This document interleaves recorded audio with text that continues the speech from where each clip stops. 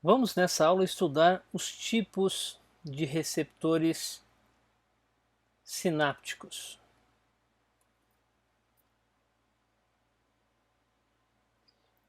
Observe aqui o que são receptores, então, sinápticos. Receptores são proteínas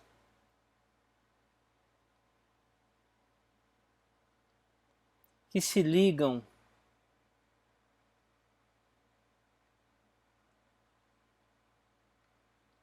aos neurotransmissores, tá? E eles ficam aonde? Essas proteínas estão na membrana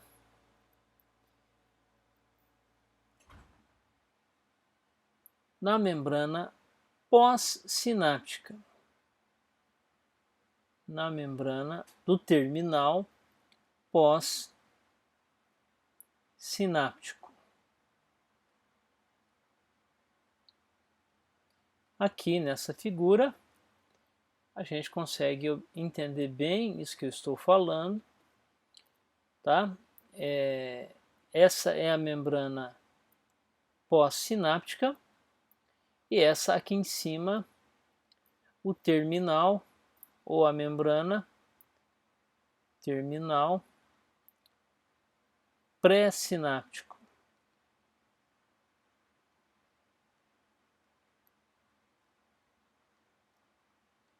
Tá? Aqui, esse é o terminal pós-sináptico.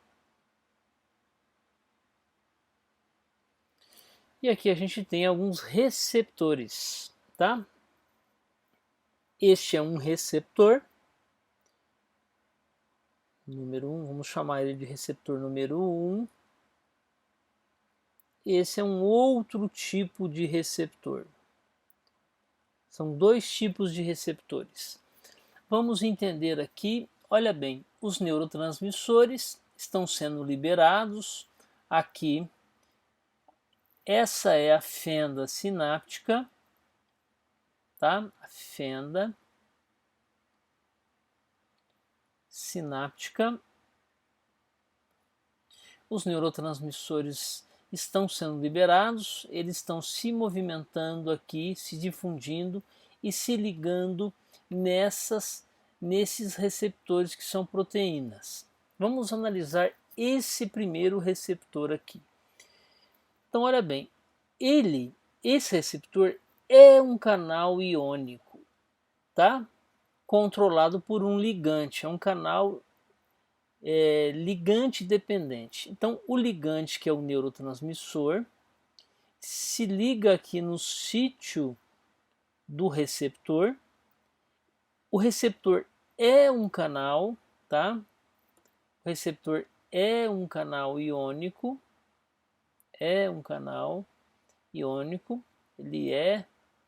canal, e assim ele vai se abrir, esse canal vai se abrir, tá? Isso vai possibilitar o movimento de íons.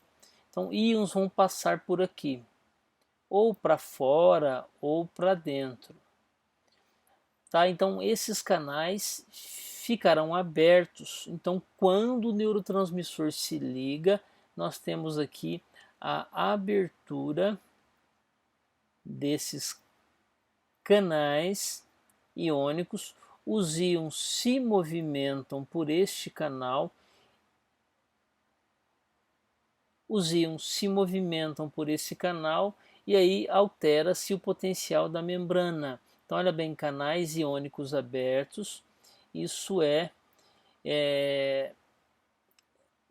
a gente pode pensar o seguinte, por exemplo, na entrada de sódio, se sódio entra, sódio é carga positiva, sódio é excitante, nós teremos a formação de potenciais excitatórios, que são potenciais graduados. Potencial de Pepsi, potencial excitatório pós-sináptico. Então, esse tipo de receptor é um canal.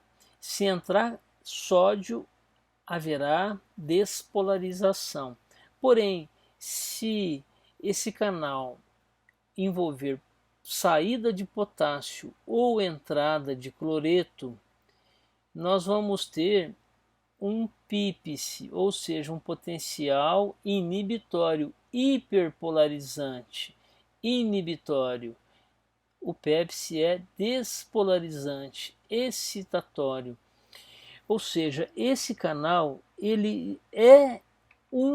esse receptor é um canal iônico. Então nós vamos chamar esse receptor de receptor, esse vai ser o nosso receptor ionotrópico. Ionotrópico. Iono de íon, tá? Ele é o receptor o próprio canal iônico. Agora vamos analisar esse segundo tipo de receptor. Ele não é um canal iônico, tá? Mas ele tem associação com uma proteína, é um receptor acoplado à proteína G, que é essa proteína aqui, tá? A proteína G tem a ver com a guanosina. Então, quando o neurotransmissor se liga no sítio do receptor, o receptor não é um canal iônico, mas o receptor ele desencadeia uma série de modificações bioquímicas dentro da célula, ativando os chamados segundos mensageiros, que são mensageiros intracelulares que vão alterar atividades de canais iônicos, tanto podendo abrir quanto fechar. Então, em algumas situações, olha bem, canais iônicos serão abertos. Se esses canais permitirem a entrada de cargas positivas, teremos excitação PEPS. Se esses canais tiverem a entrada de sinais negativos ou a saída de cargas positivas, teremos PIPS. Porém, pode ser que esses segundos mensageiros eles vão fechar canais que fiquem abertos. Então, numa situação oposta, se eles vão fechar canais agora ficam fechados aqui para frente, então menos sódio entra, PIPS, ou menos potássio sai, PEPS. Então, neste caso, neste segundo caso, o receptor não é um canal, aquele é um canal no primeiro caso, aquele não é um canal, tá? Esse receptor não é um canal, mas ele interfere de forma indireta num canal. Isso é um canal que está indiretamente relacionado a esse sistema. Então, esse sistema vai ou abrir esse canal ou fechar esse canal e teremos mudanças, consequências que vão alterar os potenciais da membrana, podendo gerar ou não potenciais de ação.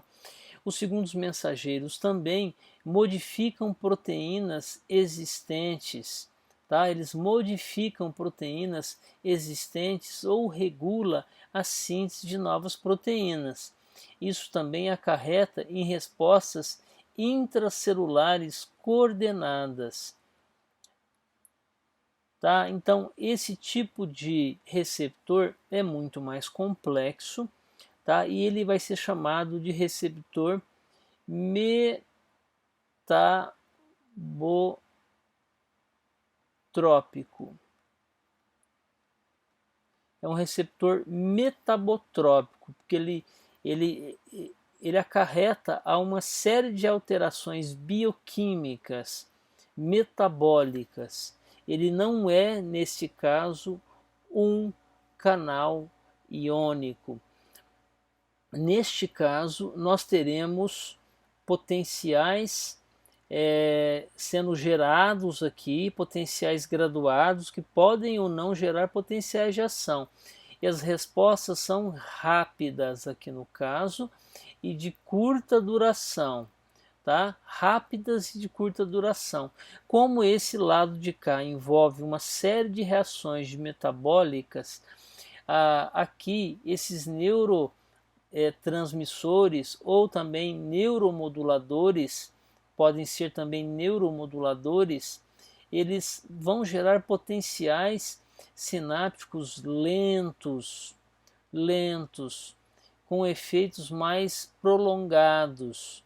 Então essa é a diferença dos dois tipos. Então teremos dois tipos de receptores: receptor ionotrópico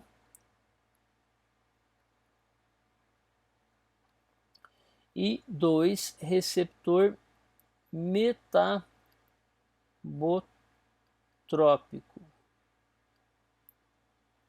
Nas próximas aulas daremos exemplos de cada um desses receptores, ok?